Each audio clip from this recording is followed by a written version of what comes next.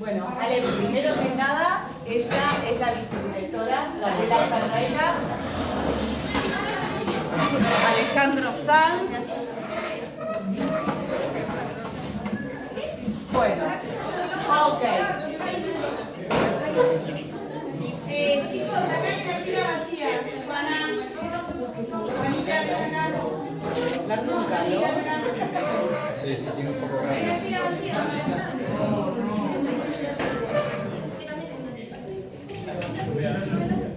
Bueno, vamos a ver unas imágenes, unos videos hermosos. Está súper interesante lo que nos va a contar Alejandro.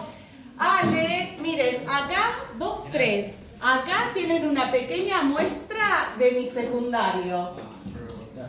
Es una muestra de mi secundario. Bueno, Ale. No digas. ¿Listo? Tema Antártida, problemáticas, geografía, fauna, ¿sí? La actividad, qué es lo que hace él, ahora les va a No me contar. spoilees, no me spoilees. No, listo, eso. Ok. Are you ready? Spoiler alert. Are you ready? Ya venía acá. Ok. In Spanish, please. Bueno, arrancamos. Bueno, primero de todo, buenos días y bienvenidas a todos. Mi nombre es Alejandro, me dicen Alex. Y sí, estoy acá para hablarles un poco de la Antártida. Antes que me empiecen a tirar con tomates y huevos podridos, como dijeron ya, no soy profesor, así que disculpen la didáctica si de repente, no sé, no soy el más profesor del mundo, pero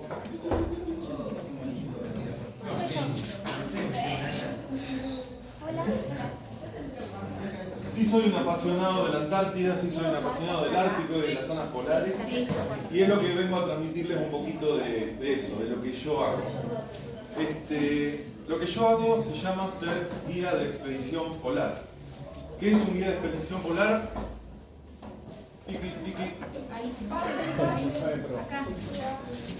Es esto básicamente, sentarse en un bote, tomar mate con un compañero y pasar frío durante muchas horas. No, mentira, no es tan así. Hay mucho más. Bueno, no, eso no lo puedo hacer. Ah, falta con el mate. Sí.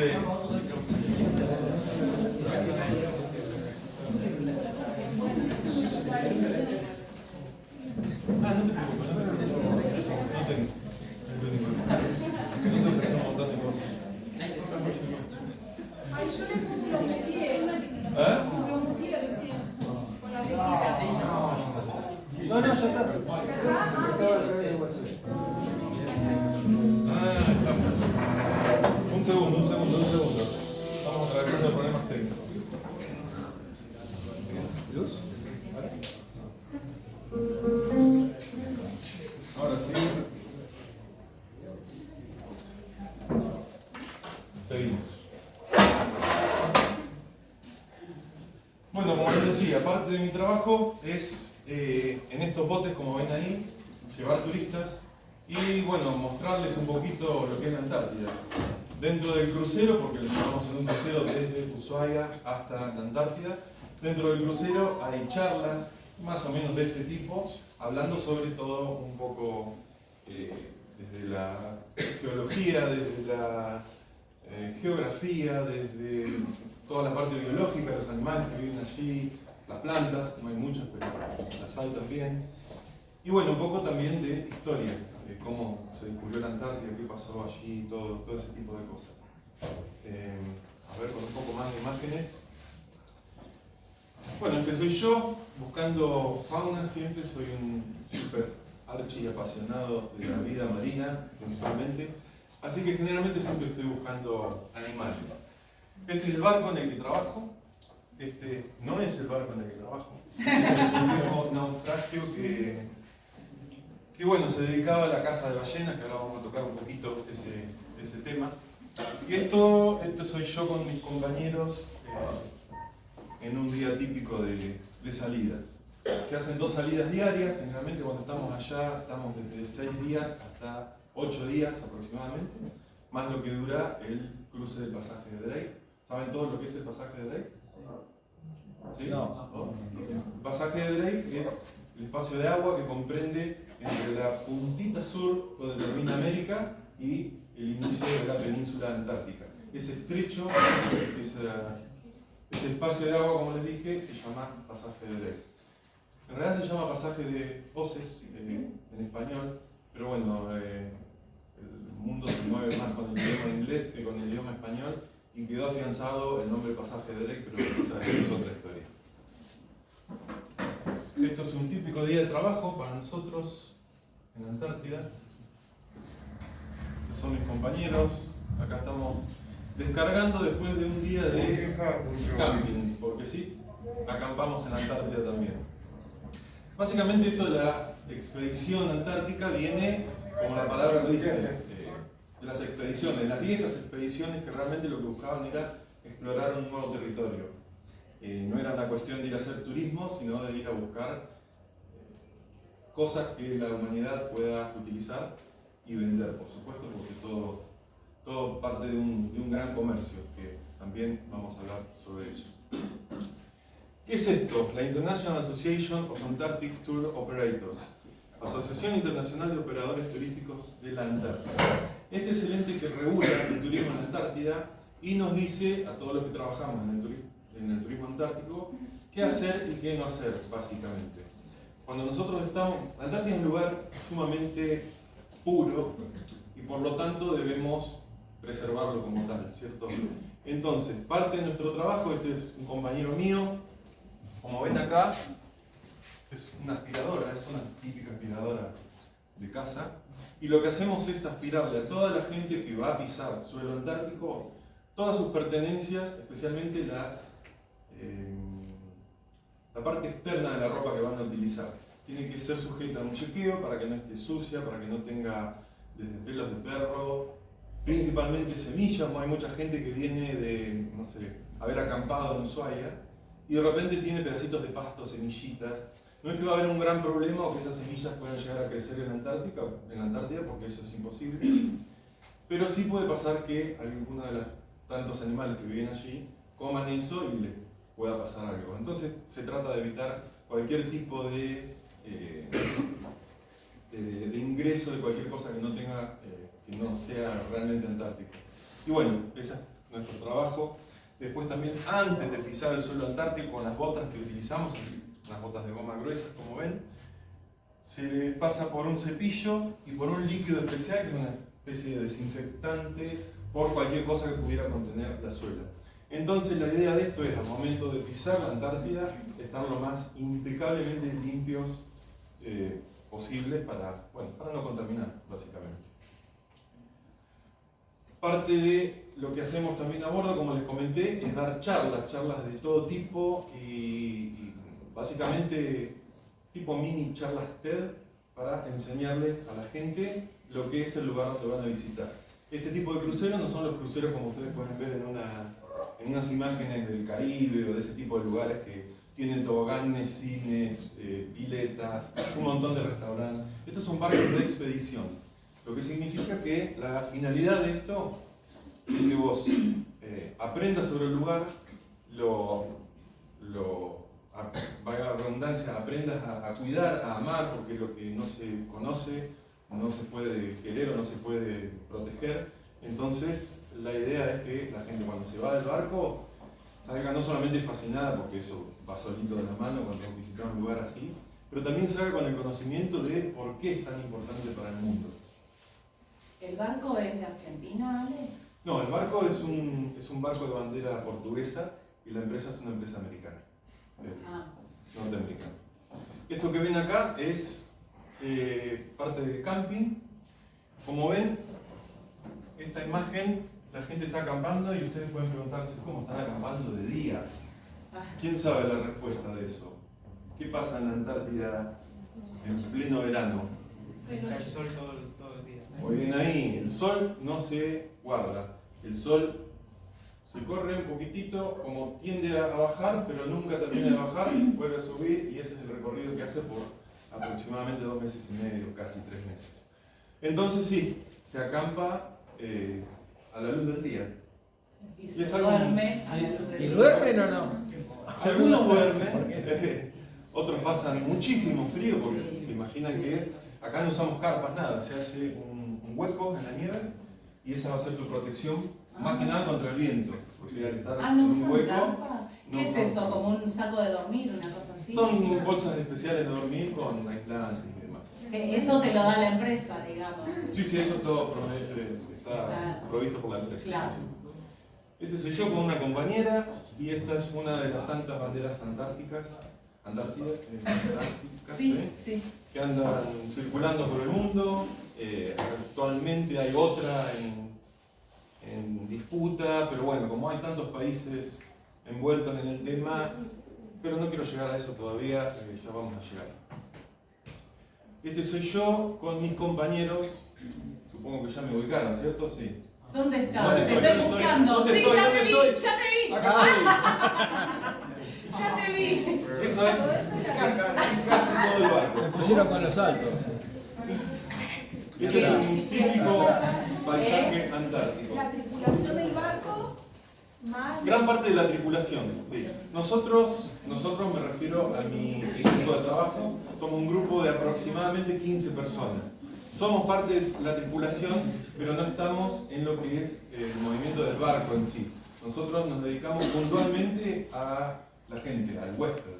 Y al huésped lo atendemos de todas las formas que como guías de expedición tienen que ver, ¿cierto? Desde mostrarles el lugar que les dije, darles las charlas, a veces cenamos, almorzamos con ellos, desayunamos, y en ese intercambio de charlas y demás, bueno, se generan cosas muy, muy lindas. Entonces, volviendo al tema, Antártida. ¿Qué es la Antártida? ¿Alguien sabe lo que es la Antártida? ¿Qué pasa ahí? A ver qué aprendieron, a ver qué han aprendido. Hace frío, ¿no? Bueno, vamos a explorar estos temas principalmente, después vamos a ver si van surgiendo dudas, preguntas. ¿Qué es la Antártida? Por supuesto. ¿Quién la descubrió? ¿A quién pertenece? ¿Qué tanto frío hace? Supongo que eso, si lo saben, que hace mucho frío. ¿Quiénes viven? ¿Qué animales habitan este lugar? Vamos a darle, dijo Luisito. ¿Qué es la Antártida? ¿Qué opinan ustedes que es la Antártida? Un continente, muy bien. Acá tenemos las dos puntas de nuestro planeta, norte y sur. La Antártida y el Ártico. Como ven, la Antártida, que muy bien dijeron, es un continente. Y es un continente que está rodeado por mar. Al contrario del... Vamos a usar esto. Tenés el láser también, Prefiero usar este. Ok. El Ártico, que es un mar rodeado de continente. ¿Lo ven? Continente rodeado de mar, mar rodeado de continente. En este caso, por la temperatura, el mar está congelado. Pero es una gran diferencia. Si nosotros hacemos un agujero más o menos acá, estaría el propio polo sur. Si hacemos un agujero en el medio del polo sur, ¿qué nos vamos a encontrar? Tierra. Unos, dependiendo más o menos de cada zona de la Antártida, pero en ese lugar puede haber unos entre 5 y 2.000 a 5.000 metros de hielo, una capa de hielo muy, muy gruesa. Y si hacemos un hueco acá y nos vamos para el fondo, después de unos cuantos metros, que no son tantos, no, puede tener unos 20 metros más o menos como mucho, nos vamos a encontrar agua, un océano. Entonces esa es básicamente la diferencia entre los dos polos. Para que tengan una idea de tamaño, esto es Rusia, el país más grande del mundo, y en tamaño le sigue la Antártida. Fíjense, China también, si más o menos se ubican en los mapas del mundo, los tamaños de cada lugar, fíjense el tamaño de Argentina en comparación a la Antártida, o Estados Unidos, que es un país muy grande. Muy, muy grande. Bien, seguimos. Como les dije, salimos de Ushuaia. Ushuaia se la conoce en el mundo como la puerta principal de la Antártida. Y esto es porque la distancia que separa la Antártida con la península es de solamente 1000 kilómetros. O sea que se convierte en el lugar más cercano a la Antártida. Por eso lo más típico de todos los viajes antárticos suelen salir de la Antártida. También salen de algunos lugares de Chile, pero esos son menos. También salen a veces de Sudáfrica, salen de Nueva Zelanda, que son lugares que también están relativamente cerca, pero nada que ver con Ushuaia, que está a solo 1000 kilómetros. Este punto nosotros en el barco tardamos aproximadamente 2 días en cruzarlo. Así que son 2 días de puro mar hasta que llegamos a la península. Chicos, escuchen por favor, ¿qué pasa? ¿Seguimos? ¿Alguna pregunta? Donde se les ocurra alguna pregunta, pregunten. ¿Sí? No dejen pasar. Levantan la mano y preguntan. Muy ¿No bien. vale? Digo. Sí, no hay problema. ¿Quién la descubrió? Y acá venimos con un gran debate que a nivel mundial nunca se va a terminar porque la realidad es que no se sabe exactamente quién la descubrió. ¿Y por qué es esto? Porque los primeros en llegar a la Antártida, eso sí lo sabemos, fueron estos señores, cazadores de foca. Cazadores de foca junto con balleneros, cazadores de ballena. Entonces, ¿qué pasa? Como esto en el momento era un gran comercio, ¿qué pasaba? Si yo encuentro una mina de oro, me cayó la boca, no digo nada y trato de sacar la cantidad de oro que más pueda. Bueno, esto era más o menos así. Hubo gente que se sabe que llegó a la Antártida, empezó a operar ahí como cazadores de focas y de ballenas, pero no dijeron nada. No dijeron nada porque obviamente no querían que nadie más, que las otras empresas vayan al lugar. Pero esto con el tiempo obviamente que fue cambiando porque la exploración a nivel mundial se iba expandiendo a todos los rincones. El planeta entero prácticamente estaba descubierto, se podría decir, pero quedaban algunos rincones polares, como especialmente la Antártida. Épocas tristes para las ballenas, fue una época muy brava a nivel mundial para las ballenas porque casi que quedaron extintas más de una especie. Horror. ¿Qué Por época es suerte. esa más o menos? Y esto hace unos 150 años atrás más o menos. Quería preguntar. Eso quería preguntar. Bien. No precisaba una heladera y semejante. No, ahí no. Porque veo que hay de todo. Bien, pero oficialmente podemos dar como iniciada la exploración antártica propiamente dicha con este señor, James Cook, que como ven era inglés, pertenecía a la armada inglesa, y en 1772 al 75 estuvo recorriendo los mares del sur y llegó cerca de la Antártida. Después este señor, en 1820, Fabian von Bellinghausen, que era ruso, fue con una expedición rusa con varios barcos de este país y ya estuvieron un poquito más cerca, pero se dedicaron más que nada a cartografiar. Los barcos en esa época no estaban totalmente equipados para enfrentarse a los grandes hielos y a las grandes banquisas que se llaman, que son las plataformas de hielo que a veces son muy gruesas, y este tipo de barcos, si bien los estaban reforzados, pero no eran especiales eran rompehielos en sí. Y después viene el señor John Davis, que según él, y nada más que él, de Estados Unidos, como ven la bandera, pisó en 1821 la Antártida. Pero cuando digo pisó, debería decir pisó, porque no hay realmente pruebas de ello. Entonces, la realidad es que nadie le cree. Entonces, el señor James Cook estuvo 75 kilómetros solamente, pero no pudo llegar por las condiciones del clima, hielo, bla bla bla. Este señor Fabián cartografió gran parte de la Antártida, no toda, pero gran parte, y gracias a eso hubieron grandes avances con respecto a la exploración antártica. Y el señor John Davis dijo, sí, yo pisé, soy el primero, soy un capo bárbaro, pero nadie lo creyó.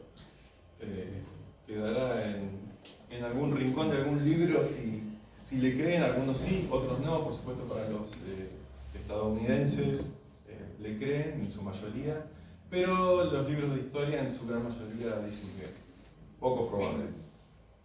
Adrien de Gerlache de Gomery, un gran héroe belga, como ven en la bandera, entre 1897 y 1899 fue especialmente a explorar la Antártida y lo hizo.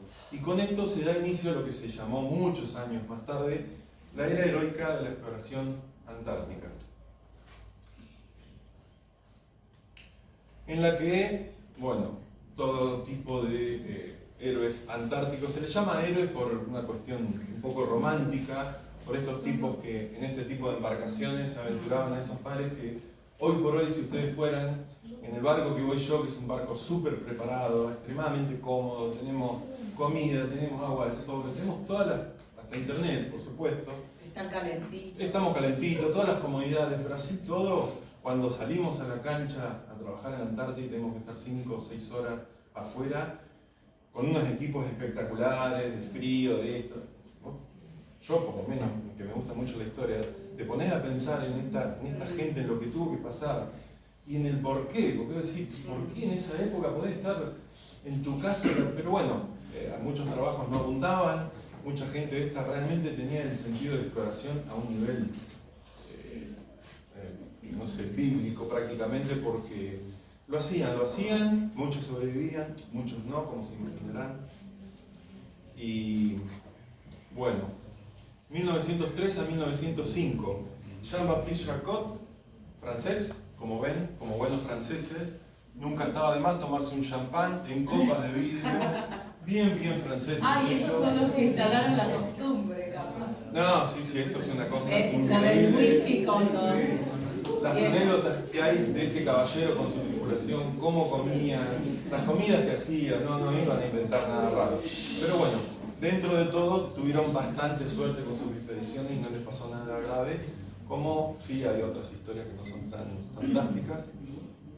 1911, esta época se la conoce como la carrera polar, la carrera al polo sur. ¿Alguna vez escucharon hablar de esto?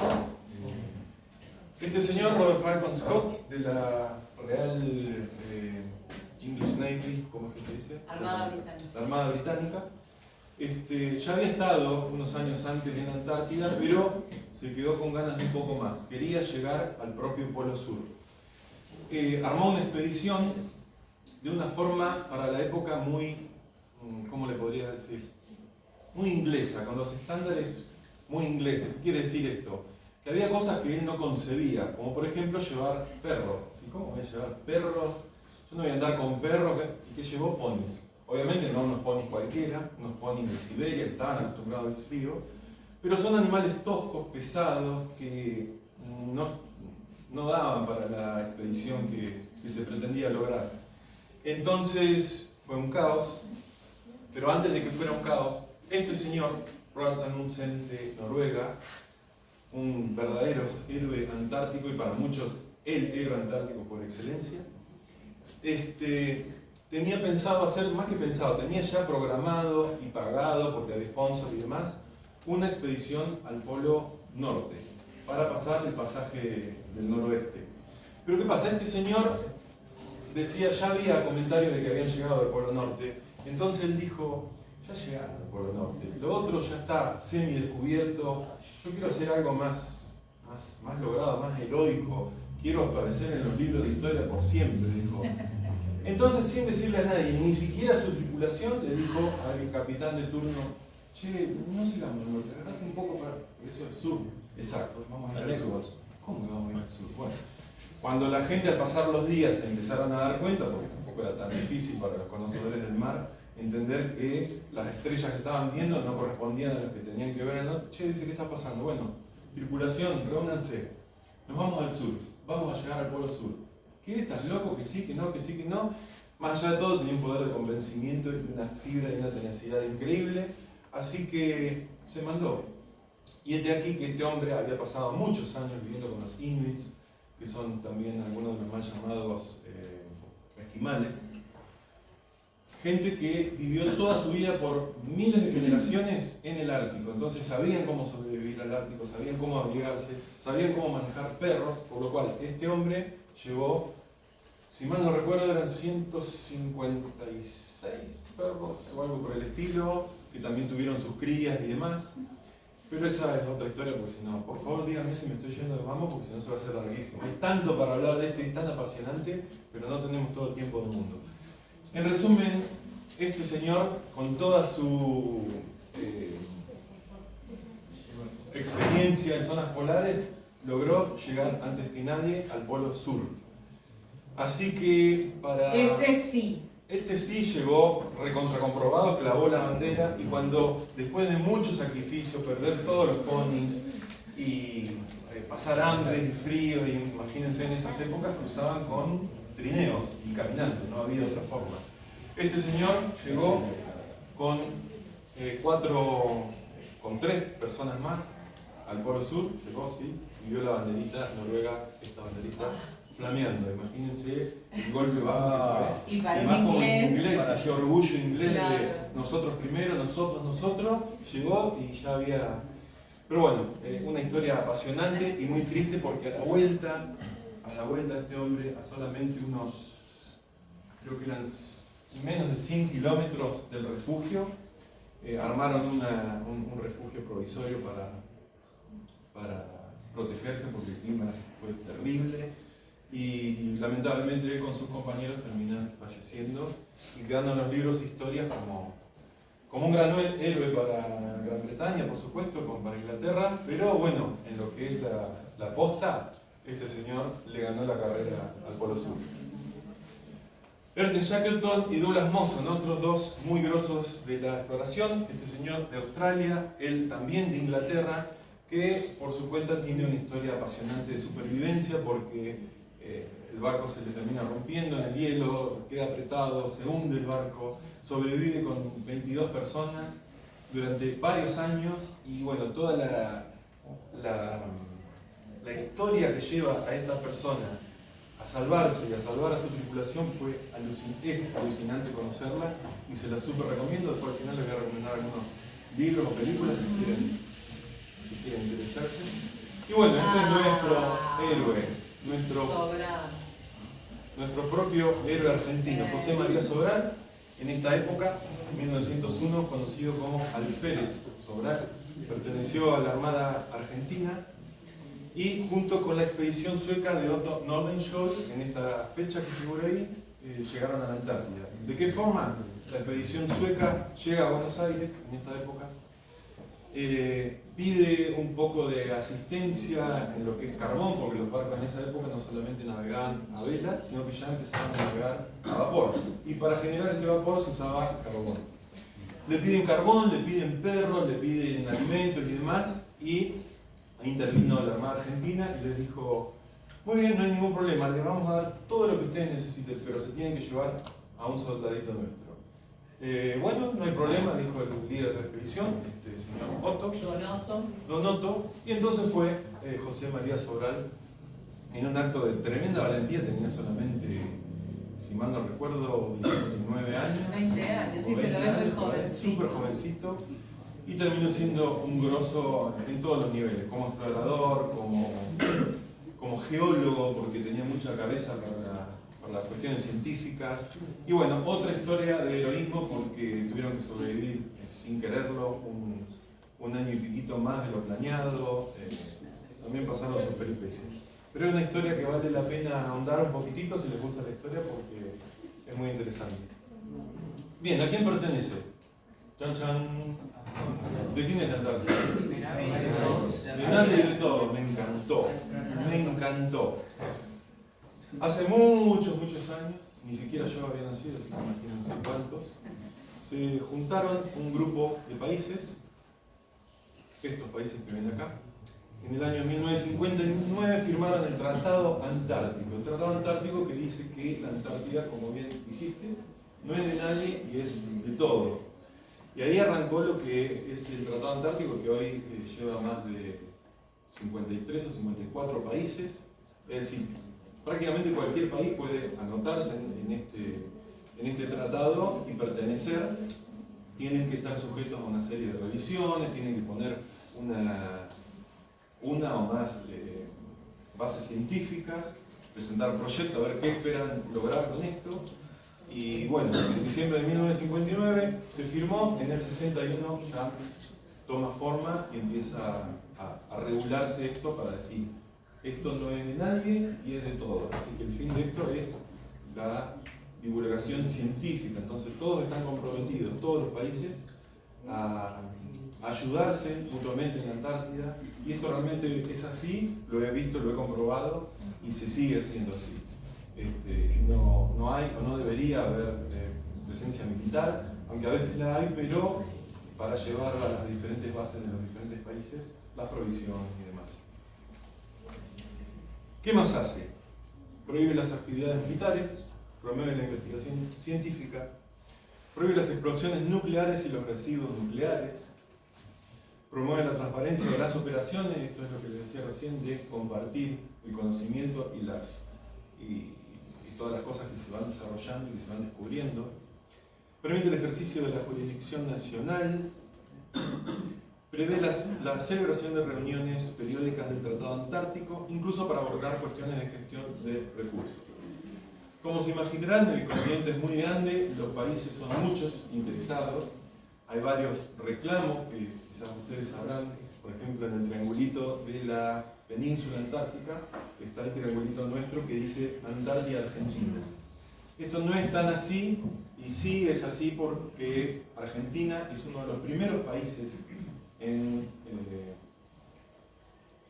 poner una base y en empezar a vivir en la Antártida. Tenemos en las Islas Orcadas, que está cerquita de la Antártida, la primera estafeta postal del mundo en la Antártida. Y eso fue en 1904, en las Islas Orcadas. Entonces hay mucha historia que va de la mano de Argentina con la Antártida y por ende el gobierno argentino piensa que tenemos, no sé si más derecho, pero por lo menos tenemos el derecho a una porción de la misma. El Tratado Antártico nos dice, por suerte, que no, porque realmente no debería ser un lugar que pertenezca a nadie. El mismo lugar, la misma península antártica, está reclamada por Chile, por Inglaterra, el mismo triangulito que ustedes habrán visto en mapas. Y bueno, el resto de la Antártida también está reclamada por diferentes países. ¿Quiénes viven allí? Científicos, exactamente. Más allá de lo que les decía recién, 70 estaciones de investigaciones permanentes de un montonazo de países. Qué bueno que está. Algunos tienen una, dos, media, porque algunos son refugios de verano, son estaciones permanentes, y otros como Argentina, que tiene 6 estaciones permanentes y 7 estaciones semipermanentes, que quiere decir que son de verano nada más. Va un grupo de gente en verano y acá tienen todos los lugares. Hace poquito tuve la suerte de visitar esta puntita acá, donde está la base Esperanza. Increíble, una base hermosa, y tuve la suerte de tener enfrente al almirante Iriza, que es el único rompehielos que hoy por hoy tiene nuestro país. Y más allá de que lo había visto muchas veces en Ushuaia y en Buenos Aires mismo, creo que de chico alguna vez lo vi en Necochea, pero no estoy seguro. Pero bueno, verlo en su salsa, rodeado de hielo, ahí en la punta, fue increíble la experiencia. Por suerte ahora tiene Instagram, busqué, entonces Muy buena, sí, yo lo tengo en Instagram también. Todas estas bases las tienen en Instagram, si les interesa seguir o interiorizarse un poco más de lo que hacen. Está el Instagram del barco, el almirante Iriza, está el Instagram de las bases. Y esta es la base Esperanza que decía en la puntita. Sí. Yo les cuento siempre a mis chicos, hay un chico que no sé el nombre, lo tendría que buscar, pero tiene el Instagram de escuelas que hay en la base. Sí, esta base tiene escuela, tiene una radio, tiene una iglesia, tiene un montón, es prácticamente una mini ciudad. ¿Hay escuela de chicos que se quedan en el invierno también? Se quedan en el invierno, sí. Vive durante todo el año gente ahí, por supuesto pasando casi 3 meses de oscuridad absoluta, porque durante el invierno, así como en el verano, el sol no se guarda, en el invierno el sol no sale. Así que son meses muy duros para todos y realmente son gente que van a hacer patria, como se dice generalmente. ¿Qué tanto frío hace? Y sí hace mucho frío, es la Antártida, uno de los lugares más fríos de la Tierra. Por eso tenemos este tipo de paisajes rodeados de hielos. A esto se le llama banquisa, que es el hielo que se forma de la temperatura tan baja que hace en el invierno, que básicamente la superficie del mar se empieza a congelar. Porque obviamente el agua salada es muy difícil de congelarla, por el peso la sal empieza a caer, empieza a decantar, y lo que va quedando de agua más dulce arriba se va congelando. Y a veces se forman hielos de varios metros incluso. Y bueno, después tenemos otro tipo de hielo. No sé si conocen la diferencia entre lo que es un hielo marino que un iceberg. El iceberg es un hielo que nació de un glaciar. El glaciar es ese hielo que está agarrado a la tierra y que a través de los años, con la acumulación de nieve y más hielo y la presión que se genera, va empujando hacia el mar. Y una vez que llega al mar, empieza a debilitarse en ciertas zonas y por ahí se rompe y genera estos. ¿Esas son todas fotos de ustedes? Sí, sí, estas son todas fotos que he sacado. Bueno, la gran mayoría las saqué yo, algunas algún compañero. El lugar más El frío. Resplandor. Esa es una película muy conocida, chicos. Sí. Bueno, cuando hablamos del lugar más frío, hay que decir también que la Antártida tiene 3 diferentes climas. Uno es el clima de la South Shetland, la Shetland del sur, que son las islas que están un poquitito al costado de la península. Eso tiene un clima. La península misma tiene otro clima. Y por último, el resto del continente, que realmente es un clima extremadamente seco, se lo considera desierto. Obviamente no el mismo desierto que conocemos todos como el Gran Sahara o Atacama en Chile, pero es un desierto con menos de 250 milímetros de agua, de lluvia o nieve por año. O sea, es extremadamente seco.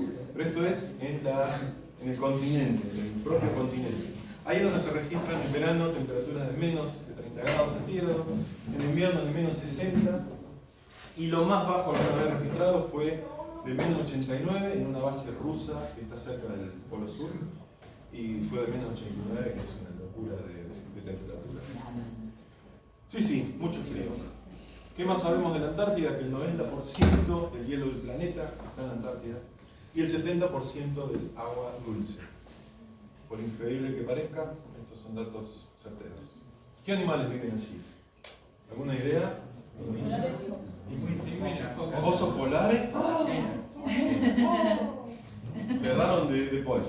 Los osos polares están arriba y bueno, se podría decir que los pingüinos viven abajo. Pero en realidad pingüinos hay en todas partes del mundo, pero generalmente del Ecuador hacia el sur. No hay pingüinos en el norte. Y unos ponis congelados. ¿Eh? Y unos ponen congelados que quedaron.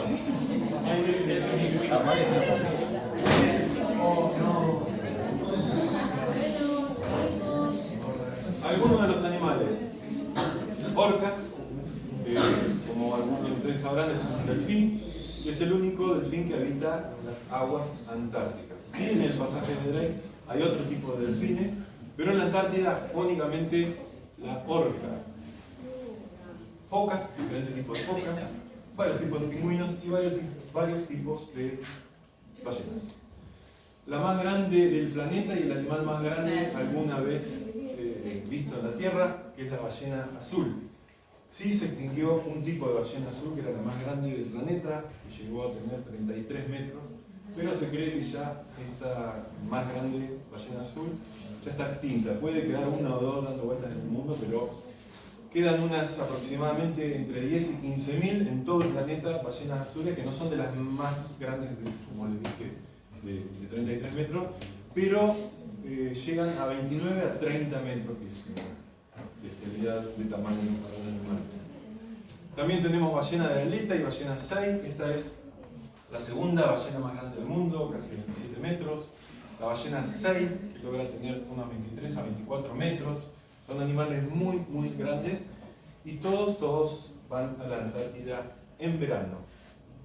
La ballena minke, el rorcual más pequeño del mundo. Rorcual se llaman a las ballenas que tienen este fuelle abajo en la garganta, que cuando comen se les infla y pueden contener un montón de peces o de organismos de lo que coma la ballena. Son todas ballenas filtradoras estas, lo que quiere decir que no tienen dientes, tienen barba. Y esta, bueno, la ballena jorobada, una de las más populares del mundo, la famosa ballena del canto, porque los machos de esta especie tienen unos cantos hermosos, que se cree en gran medida que son para atraer a las hembras. Otros también dicen que pueden ser para marcar su territorio, como diciéndole a los otros machos, hey, este es mi territorio, váyanse de aquí. Todavía no se sabe ciencia exacta, pero bueno, se está investigando cada día con mejores resultados. ¿El canto de la ballena se escucha? ¿Se puede escuchar? Sí. ¿Ustedes cuando andan por ahí pueden escuchar algo? No se escucha fuera del agua, pero si pones un teléfono o una GoPro o cualquier tipo de cámara de aventura bajo el agua Ah, sí. a filmar, aunque no filmes nada, pero el sonido se escucha. No tanto en la Antártida, porque donde más vocalizan las ballenas es en las zonas de reproducción, donde van a tener sus crías y a tener sus noviazgos. Siguiendo, orcas, el predador número 1 en la Antártida. Estos animales comen todo lo que ven ahí. Focas, pingüinos, otras ballenas, pero no todas comen exactamente lo mismo. Si bien la orca es un animal único, que su nombre científico es Orcinus orca, es la misma en todo el planeta, pero lo que sí hablamos de diferentes ecotipos. Ecotipo significa que el mismo animal que se ha adaptado a diferentes formas de comer, a diferentes formas de moverse en grupo y a diferentes formas de hablar, porque también tienen dialectos diferentes en todas partes del mundo. Por lo que una orca de la Antártida, si se cruza con una orca del Ártico, no se podrían entender. Entonces, predador número 1. Está como sucia esa orca. Muy buena observación. ¿Alguien sabe qué le pasó a esta orca que está tan sucia? Estas orcas, que también no son todas las orcas, son algunos tipos de orcas de la Antártida, están sujetos a las diatomeas, que es un tipo de alga que le da esa coloración. No le produce ningún tipo de mal, no le hace absolutamente nada, pero por una cuestión de temperatura del agua, se le pone la piel de ese color, que es ese organismo que queda pegado a su piel. Cuando estas orcas en invierno, o en realidad antes del invierno, empiezan su viaje a los mares un poquito más del norte, quedan siempre en la zona sur, en los mares subantárticos, pero ya no van a estar en plena oscuridad en la Antártida. Entonces ese color simplemente con la diferencia de temperatura, en este caso un poco más elevada, muy poquito, pero es suficiente para que vuelvan a su color natural, que es el blanco y el negro. Acá quieren preguntar algo. ¿Ale? Sí. ¿Se pueden pelear entre ellas? No, no se pelean entre ellos. No. Nunca se ha visto hasta donde yo sé. Habría que ahondar más un poco en el tema, pero hasta donde sabemos no hay peleas entre ellos. También hay focas. Creo que el año pasado, Gaby, hubo una cangrejera acá en Necochea. Sí. Hubo una acá en Necochea. ¿Alguien la vio? ¿Vio fotos o algo por el estilo? Porque este es un animal antártico. Y bueno, estaba en Necochea. No se dejen engañar por el nombre, porque no comen cangrejos. Es un nombre que le quedó de la época de los cazadores de foca, que alguno aparentemente creyó que estaba comiendo foca por algo que tenía en la boca, y por alguna razón le quedó el nombre de foca cangrejera, pero son especialistas en comer krill, que ahora vamos a hablar sobre ello. Ah, parece Hermoso animal.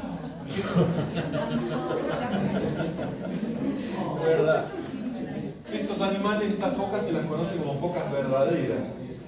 No es que las otras son de mentira, pero la otra especie sería el lobo marino, que tiene una estructura ósea completamente diferente, diferentes hábitos y algunas cuestiones físicas también muy diferentes, como por ejemplo orejas. Estas focas no tienen orejas, y si prestan atención a los lobos, las dos especies que tenemos en Necochea, son focas con orejas. Foca de Weddell. Irónicamente, el nombre de esta foca fue dado por James Weddell, un inglés que era, entre comillas, explorador, pero exploraba buscando siempre lugares con focas. Entonces, bueno, le quedó el nombre de este foquero que se llama. Y es uno de los animales más especiales que se puede cruzar en la Antártida, porque pueden ver debajo del agua, así como algunos delfines y algunas ballenas dentadas pueden ver a través de la ecolocación bajo el agua. Este animal es el único fósilo, que son las focas, que puede emitir este tipo de sonidos increíblemente de baja frecuencia para poder ver en la oscuridad. ¿Y por qué tienen que ver en la oscuridad? Porque se quedan en la Antártida todo el año. Y porque a la profundidad que suelen obtener su alimento, especialmente en invierno, hay una oscuridad absoluta que son alrededor de 600 metros. Este animal puede estar entre 60 y 80 minutos bajo el agua y una capacidad de aguante respiratorio increíble, y son divinas. Realmente es un animal, fíjense lo que es acá. Es científicamente comprobado que son Acá quieren preguntar algo. Escuchen que esta pregunta está súper interesante. La pregunta es cómo escuchan. Como dije, en la foca carrilera tienen estos fósiles, tienen unos pequeños agujeritos.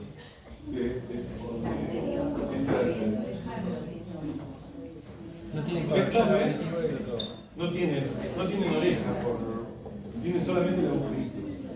Entonces, se las conoce también como focas sin orejas o las de sol. En cambio, el lobo marino antártico, como ven, una de las características es que tiene orejas. ¿A qué les recuerda este lobo? Los que tenemos acá, en la punta de la escollera, son, se podría decir, unos casi hermanos. Este lobo marino antártico, el nombre científico es Artocephalus gazella. Y el lobo que tenemos acá es Artocephalus australis. O sea, están muy emparentados y físicamente son prácticamente iguales. No sé si lo han visto de cerca este tipo de lobos, están en la punta de la escollera, pero son un poquitito más oscuros estos, pero después son muy similares todos los. Otro de los lobitos que hay en la Antártida. Foca de Ross, una de las más raras y difíciles de encontrar. Viven únicamente en el hielo marino, en los alrededores de la Antártida, y es muy activa, donde ve un poquito de movimiento, se tira al agua y desaparece. Así que poca gente que ha visitado la Antártida, miles de veces incluso, la ha podido llegar a ver. Y no la culpo, pobrecita, porque hace 150 años atrás también le dieron muchísima fusta y casi también la diezmaron. Mi favorita, esta es la foca leopardo, mi animal favorito antártico. Segundo depredador en la Antártida. ¿Qué come este animal? Fíjense los dientes que tiene. Comen otras focas, comen pingüinos, también comen pescados y también comen krill, como prácticamente todos los animales en la Antártida. Pero también suelen comerse básicamente muchos pingüinos. Adelante mío, el año pasado, la vi comerse 5 pingüinos seguidos.